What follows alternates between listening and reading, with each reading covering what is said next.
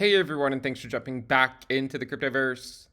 Today, we're going to talk about Ethereum, the merge. If you guys like the content, make sure you subscribe to the channel, give the video a thumbs up, and check out the Into the Cryptoverse newsletter at the link, which you can find a link to in the description below. It's free to sign up. And also, every month, we will select someone at random to get a free month of Into the Cryptoverse Premium. So go ahead and find the link below. Let's go ahead and jump in. Now, we are sitting on the eve of the Ethereum merge. So it is due to happen tomorrow. As the time that I'm making this video, it is Wednesday, but it should be happening early on Thursday. Now, this is a transition from proof of work to proof of stake by Ethereum, the second highest market capitalization cryptocurrency. This is an event that we have been waiting years for. The merge, or at least the transition from proof of work to proof of stake, was a narrative that we also talked about in the bull market back in 2017. And in fact, many of us would not have believed it would have taken 5 years from that point to actually get to this milestone. With that said, it is completely normal for development to take a lot longer than a lot of people expect. So regardless, here we are, 2022, we are sitting on the eve of the merge. Now, normally we spend most of the time just talking about the charts and whatnot, but I actually wanted to spend a few minutes talking about more of a fundamental thing with Ethereum. The transition from proof of work to proof of stake is certainly going to leave some uncertainty in the minds of exactly where is the price going to go in the short term, and also, of course, over the macro scale. My own personal opinion is that from a fundamental perspective, the transition from proof of work to proof of stake is a very bullish thing for Ethereum. And ultimately, I do believe that Ethereum's proof of stake model will be a good catalyst to the next bull market. The primary question in my mind is Ethereum's merge alone enough to overcome the macro headwinds that face us today with things like high inflation and the Fed raising interest rates into a slowing economy and draining liquidity from our system? We know that cryptocurrency thrives on cheap liquidity, and because we are getting access to less of it, it has put downward pressure on the asset class. Over the last several months, if you think back to Q1, I put out several videos talking about how in 2022, cash is king, the altcoin market remains risky, it's important to hedge under these types of market conditions, and we have spent the better part of the last several months, or at least the entire year, in a bear market. Now, recently, a lot of cryptocurrencies over the last couple of months are off of their lows. And so a lot of people are wondering, what is that going to mean for the price of Ethereum going into the merge? So I want to be clear about a few things. Fundamentally, I'm very bullish on the merge. If it's successful, I think it is an absolute game changer for the cryptocurrency asset class. I think it'll be a big narrative that we will run with in the next bull market, and it'll help bring back more innovation to the cryptoverse, albeit while we're undergoing currently our crypto winter. So I am very bullish on it from a fundamental perspective in that regard. Ethereum is ultimately constantly trying to make progress in solving the blockchain trilemma, and that's where we scale between, or we try to optimize between three separate things: security, scalability, and decentralization. A lot of Ethereum's quote-unquote competitors will tout that they're necessarily better than Ethereum at something just because perhaps they have faster transactions or lower transaction fees. But at the end of the day, most of the time, and by most of the time, I mean all of the time, in all the cases that I've seen, usually if something is claiming to be better than Ethereum, they're cutting a corner somewhere or sacrificing some level of decentralization. Now, personally, I am the most bullish on the most decentralized projects. Bitcoin and Ethereum are the two most massively decentralized protocols that exist in the cryptocurrency asset class. This is my opinion, of course, but I think they are the two most massively decentralized protocols, and nothing else comes even close.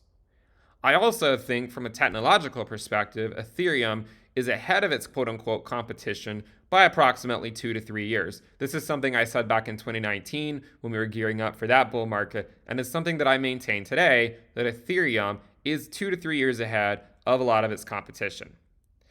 So, from a fundamental perspective, the transition from proof of work to proof of stake, I think, is going to be a very good thing for the cryptocurrency asset class and will ultimately be one of the most popular narratives that we will run with in the next bull market. The main issues that I see are short-term considerations due to macro headwinds that face us. Inflation is still coming in at 8.3% year over year for headline inflation, and it even went up for core inflation this month from 5.9% last month to, I believe, about 6.3% this month. The reason why this is a problem is because the Fed is forced to react to such things, and they are continuing to raise interest rates into a slowing economy where they use lagging indicators such as unemployment to figure out when they should pivot. Personally, I think the Fed is doing the right thing by remaining hawkish because they need to get inflation under control. If you think back to the 80s, it was Volcker sending us into 2 back-to-back recessions that ultimately got inflation under control. A lot of people didn't like him for what he did, but as I said in the video yesterday, he did what needed to be done to get us through the difficult time so that we could resume into a booming economy a few years down the road. Therefore, while I do still remain very bullish on Ethereum's macro outlook, and I think in a few years it will likely be putting in new all-time highs, I still do remain cautious in the short term. The reason for my cautious stance is not from a fundamental perspective, although you could easily argue that a transition from proof of work to proof of stake during a very uncertain time in financial markets, typically markets do not like this uncertainty. However, over the last few months, Ethereum has outperformed a lot of the rest of the asset class. From a technical perspective, there are some issues, I think, that are facing Ethereum. There are the macro headwinds, such as high inflation, the Fed slowing the economy down even more to combat inflation, but on the chart perspective, Ethereum is still sitting below its bull market support band, or in a bear market resistance band, if you will. I still can't help but make comparisons to the prior bear market and remind myself that even in 2018, I got excited by this 128% pump by Ethereum, only to be let down as it continued to sort of plummet back down into the lower regression band. Right now, Ethereum is much closer to the regression band than where it was over here when it got rejected. Ethereum also already got rejected one time. If you were to take a move from the low, Ethereum also rallied in this rally right here about the same amount that it did in 2018, approximately 128%. Ethereum is still getting rejected by the bear market resistance band, despite the fact that there is a lot of buying pressure, I would assume, for people chasing the hype around the merge and potentially trying to get access to some of the forks that come along with it.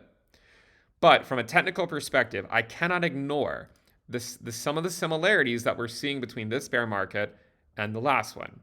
If you think that I am not bullish on Ethereum, again, macro scale, I will remind you that I am, but I think we should all be allowed to have short-term expectations where we can temper what we think is sort of where it should go with what could likely happen in the short term due to some of the macro headwinds.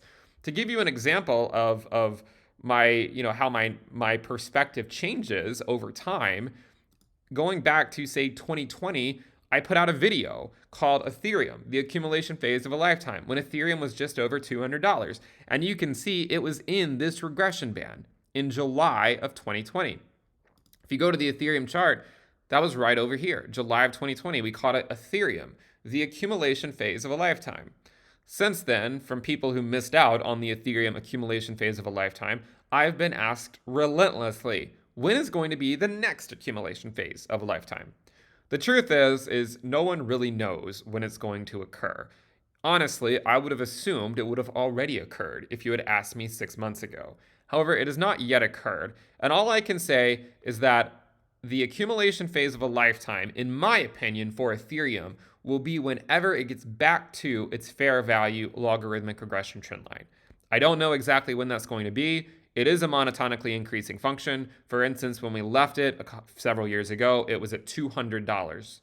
Now the fair value fit to quote unquote non-bubble data is coming in closer to $654. So it has gone up quite a bit. While a $654 Ether sounds pretty bad, remember we actually got relatively close to it already when we went below $900 just a few months ago. So these things are theoretically possible, even if they might not seem the most probable after a 128% move to the upside. I look at charts like this, and I constantly remain cautious, especially given the macro headwinds that we face today. Assuming Ethereum were to come back down to these levels eventually, I would become not only more of a macro bull, but also a short-term bull. Right now, I would classify myself as a macro bull, meaning over the next several years, I think Ethereum will easily take out its all-time highs and beyond, but in the short term, I still must constantly temper my expectations and remind myself that while I might be bullish on it, sometimes these things are dependent on factors that are completely outside of our control. Some other headwinds that I think Ethereum faces after the merge, and even right now, are things like comparisons to Bitcoin's market cap. I've talked about this a lot, and the Ethereum Bitcoin valuation is now getting to historic highs. We have not been this high on the Ether Bitcoin valuation this market cycle since November, okay, of 2021. And before that, you'd really have to go all the way back to May of 2018. Now, to give you some perspective on that, the first video you will find on my channel is Ethereum, timing the long-term momentum shifts. This was when Ethereum was at $200 and the Ether Bitcoin valuation was at 0.02. In fact, my second video on my channel was called Ether Bitcoin is Severely Undervalued, Analysis of Past Trends, Correlations, and Fractals. You can see during this video, Ether Bitcoin's valuation was 0.02. Now, if we go look at the Ether Bitcoin chart, that, when I made this video right here, it was in October of 2019. October of 2019 is all the way back over here, okay? This is October of 2019. We can see the massive move that Ethereum has made since then, okay? An absolutely great move. And if you go watch any of my videos back in 2019, my base case was that the Ether Bitcoin bull market would last until 2023, okay? For full disclosure, I thought back then that the bull market on the Ether Bitcoin valuation would last out until 2023. And we drew these trend lines constantly where we were sort of connecting some of these down here and saying that this should go out until 2023. It's now 2022. And if you remember back in May, I actually flipped bearish on the Ether Bitcoin pair. And the reason, and the receipts are all there, so I'm not going to hide away from them. The reason was because I looked at this and said, to me, this looks like Wyckoff distribution. In the same way that we saw distribution on the Bitcoin USD chart in 2021, we saw this Wyckoff distribution pattern. And a lot of people looked at this and said the bull market was over. I was not one of them. I thought we were going to go back up to higher highs. I thought we were going to go higher than 69K. But in hindsight, I should have already been bearish here. The idea that we came back up to this level, given the fact that we weren't really seeing any new people come into the space, and there wasn't really a whole lot of new utility being developed. It was mostly people just chasing trends that had already been developed. I'm not sure from a fundamental perspective that Bitcoin had any business bouncing back up to these levels. From an on-chain perspective and most other metrics, the bull market stopped back over here. Despite that, it did not stop Bitcoin from ultimately coming back up and taking out its prior all-time high. One of the most popular trend lines that you would have seen drawn back then was something like this, and perhaps the idea that we could not break above it. We did break above it, and you can see that after this initial Wyckoff distribution, the Ether Bitcoin pair, Bitcoin USD had another double top, if you will, right? Where it went up, and then 20 to 30 days later, it then went up a second time and put in its final macro top for quite a long period of time. And then shortly thereafter, we came back down, we broke below this trend line, and it's just been a bear market ever since. I can't help but look at this chart and compare it to the Ether Bitcoin chart, we can see similarities in these two charts. For instance, you not only do you have the Wyckoff distribution phase, but you also have this potential double top that's occurring in the same way. You could argue that the trend line that one should draw for Ethereum maybe connects all the way back over here and maybe looks something like this, right? And the fact that we got back above it isn't necessarily meaning that we're going to continue to chase this nebulous 0.15 Ether Bitcoin valuation, but perhaps it's just a secondary distribution phase.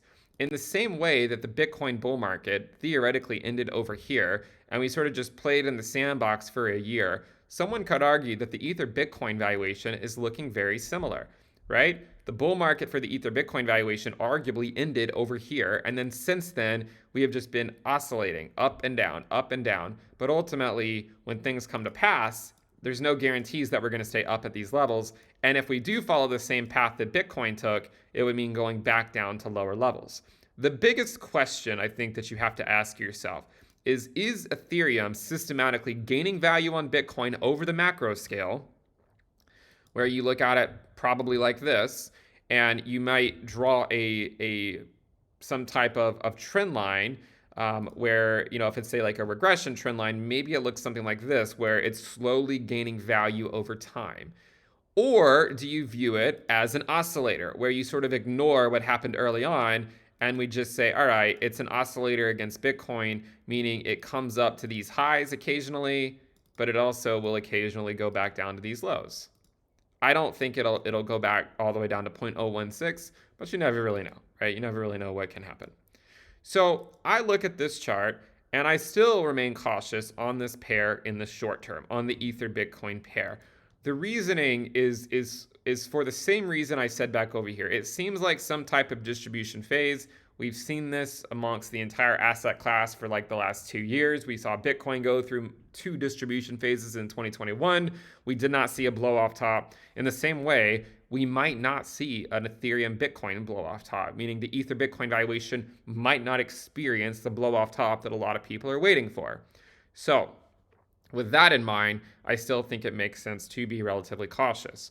The other thing to consider is the Ethereum dominance. Okay, so and I'm going to go quickly look at this. The Ethereum dominance is at approximately 20 to 21%. Okay, and this is the trend line that we sort of chasing on the Ethereum dominance. The Ethereum dominance is at about 20 to 21% right now. What's interesting, and by the way, if you missed this on the Ether Bitcoin pair, the level that we got rejected at in mid 2018 is the exact same level of Ether Bitcoin that we're at today. The exact same level. Okay? So do keep that in mind. The other thing to consider, again, as I said, is the Ethereum dominance. It's also at historic levels. Could it push up higher? Maybe up to 22 to 23%, in my opinion, would be the best case scenario in the short term.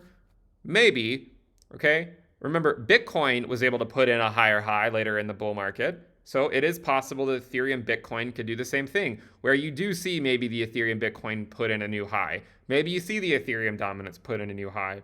But I think we would be kidding ourselves to look at this chart and not at least be somewhat concerned with what happens, considering we're going into all of these macro headwinds and this hype around the merge is about to come to an end, right? Now, of course, any Ethereum bull will argue that, well, once the merge is here, there's going to be a lot of, there's going to be a more deflationary component to Ethereum, and that it should ultimately send Ethereum much higher.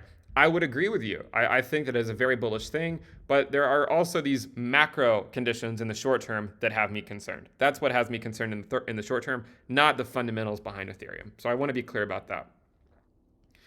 If you look at the Ethereum dominance, okay, and I've made this comparison many, many times, so if you've heard me say it 1,000 times, my apologies for being repetitive, but you can see how it ebbs and flows with the Bitcoin dominance.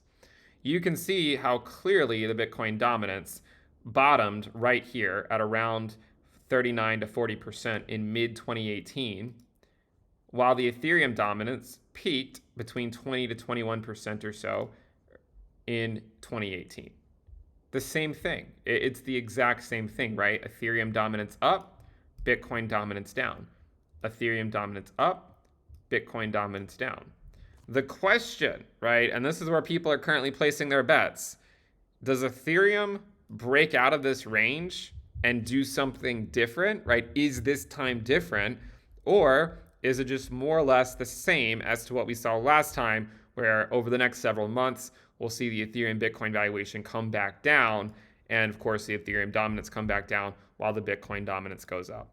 I want you to be aware of these charts, not to scare you, not to tell you what has to happen, but to show you some of the considerations that I wish I had thought of back in 2018. Okay? Remember, a lot of us are just products of our own experiences, and I've experienced these bear markets multiple times, and I will remain cautious on these the Ether Bitcoin pair and alt Bitcoin pairs, especially in a bear market that has not yet been proven to be a bull market. Okay, now there are the arguments that 17.5 is the bottom, but if it's not, then the altcoin market could easily still have much further to fall. So I look at this chart where the Bitcoin dominance is at historic lows, the Ethereum dominance is at historic highs, Ethereum's getting right up against its bear market resistance band, right at a time where you have all of this merge hype, and the Fed is raising interest rates into a slowing economy because they're trying to fight inflation, and I remain cautious. It doesn't mean I don't own Ethereum. I do own some Ethereum, but I don't own as much in terms of percentage as I did last year and the year before that. So I would urge people to figure out what makes sense the most for them. If you are bullish on Ether going into the merge and you think it'll outperform not only Bitcoin, but maybe if you think it'll continue to do well against the dollar, then by all means, take on the risk that you want to take on. I'm not offering financial advice here. I'm just trying to show you the charts from hopefully an objective perspective. And if you think I'm wrong about the direction of the Ether Bitcoin valuation in the short term, then I would encourage you to plan accordingly, and to hopefully see my opinion as objective and nothing less. Again, I am bullish on Ethereum. I think it will do quite well, and I fully intend on riding the next Ether bull market with as much Ethereum as I can. I'm just not sure that the macro conditions are currently set up for a sustained bull market right now, like we saw in 2020 and 2021. But if we can think in our minds, if we fast forward a couple years from now, hopefully inflation is back down. We have another Bitcoin halving. The merge hopefully has gone off very successfully, and it's going very well. We have a vibrant ecosystem. And then if you have the Fed pivot in celebration of beating inflation, I think you have another crypto bull market. And then I think the true advantages of this proof of stake model for Ethereum will come to fruition, and more people will understand why it's so great. Until then, I do think we still need to remain cautious because of the macro headwinds that we face. Thank you guys for tuning in. Make sure you subscribe. We also do have Into the Cryptoverse Premium at intothecryptoverse.com. I'll see you guys next time.